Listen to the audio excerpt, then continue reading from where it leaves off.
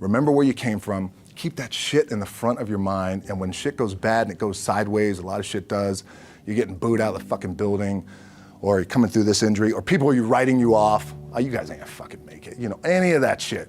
You gotta keep it in here. And it really has to, it should drive you.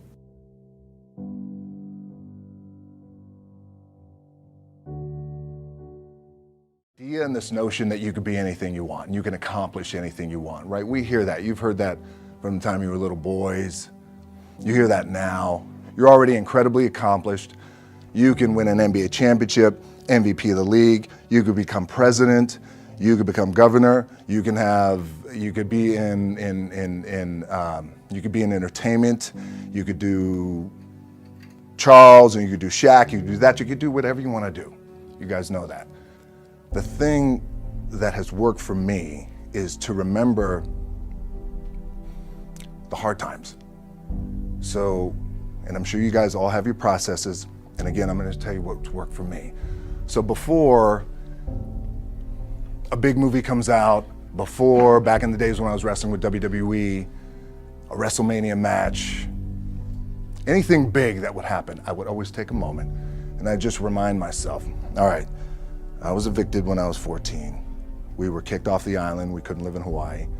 Had no place to live. A lot of shit happened then when I moved to Nashville. I was arrested multiple times by the time I was 16 years old. I gotta remember that. If I were playing on this team, which my skills are, what's that term? Oh, the shits.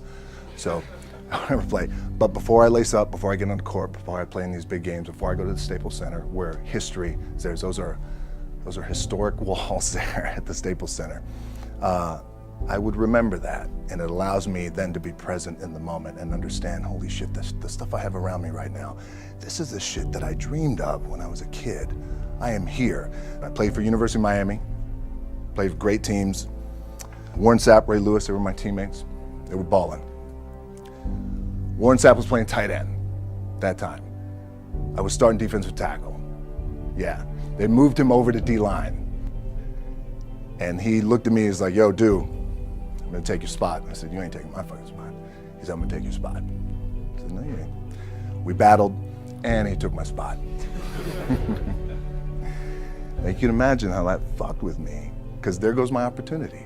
He went in, switched to defensive tackle, lit the world on fire. Well, what that did, it crushed me, it crushed my dreams. I had a piss poor senior year, zero production, no NFL, no combine invite, nothing. Finally went to the CFL, Calgary Stampeders, making $250 a week Canadian. Now I had to send that shit home to my wife at that time. Had no money. So I remember that. When I got cut from Canada, I had $7 in my pocket. And I always tell that story.